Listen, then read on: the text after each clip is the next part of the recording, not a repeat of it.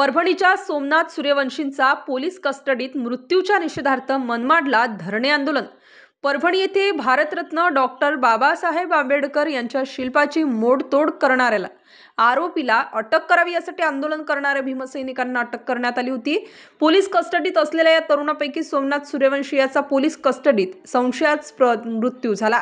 या घटनेची उच्चस्तरीय सखोल चौकशी नेमावी तसेच सोमनाथच्या मृत्यूला कारणीभूत असणाऱ्या पोलीस अधिकाऱ्यांवर कठोर कारवाई करून खटला भरण्यात यावा अशी मागणी मनमाड शहरातील भीमसैनिकांनी तसेच आंबेडकरी विचारधारा असणाऱ्या सर्व संघटनांनी केली आहे। भारतरत्न डॉक्टर बाबासाहेब आंबेडकर यांच्या पुतळ्याजवळ धरणे आंदोलन करत ही मागणी करण्यात आली। यावेळी मनमाड शहरातील भीमसैनिक तसेच आंबेडकर चळवळीत काम करणाऱ्या सर्व राजकीय सामाजिक संघटना यांनी सहभाग नोंदवला होता। भारतरत्न डॉक्टर बाबासाहेब आंबेडकर यांच्या परभणी येथील पुतळ्यासमोर असलेल्या संविधानाच्या शिल्पाची काही मनुवादी लोकांनी तोडफोड केली। या घटनेच्या निषेधार्थ परभणी शहरात आंदोलन करण्यात आलं। या आंदोलनात सहभागी असलेल्या तरुणांवर दंगलीचा खोटा गुन्हा दाखल करून त्यांना अटक करण्यात आलेली आहे।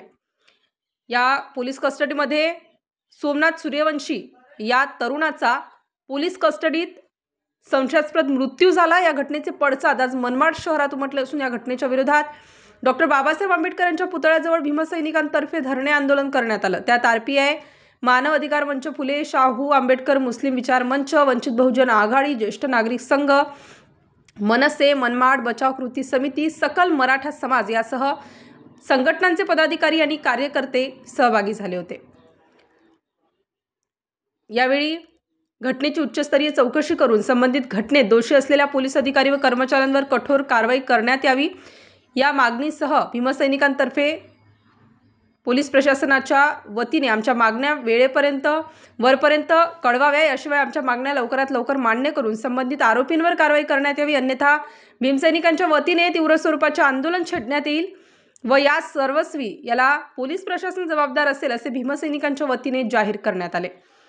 परभणी घटनेच्या निषेधार्थ उद्या मनमाडला रिपाईचा बंद। परभणी येथे काही मनुवादी लोकांनी डॉक्टर बाबासाहेब आंबेडकर यांच्या पुतळ्यासमोरील असलेल्या संविधानाच्या शिल्पाची तोडफोड केली आहे। यासह या घटनेचा निषेध करणाऱ्या तरुणांवर दंगलीचे खोटे गुन्हे दाखल करण्यात आले व त्यांना अटक करून पोलीस ठाण्यात डांबून ठेवण्यात आला। यापैकी एका तरुणाचा पोलीस कस्टडीत संशयास्पद मृत्यू झालाय। या मृत्यूची सखोल चौकशी व्हावी या मागणीसाठी राज्यभरात ठिकठिकाणी आंदोलन करण्यात येत आहेत। या घटनेचे पडसाद मनमाडला देखील उमटले असून आज दिनांक 17 डिसेंबर रोजी मंगळवार रोजी रिपब्लिकन पार्टी ऑफ इंडियाचे नाशिक ग्रामीण जिल्हाध्यक्ष राजेंद्र अहिरे यांच्यातर्फे मनमाड शहर बंदची हाक देण्यात आली आहे। स्टार न्यूज साठी मोहसिन पठाण, नाशिक।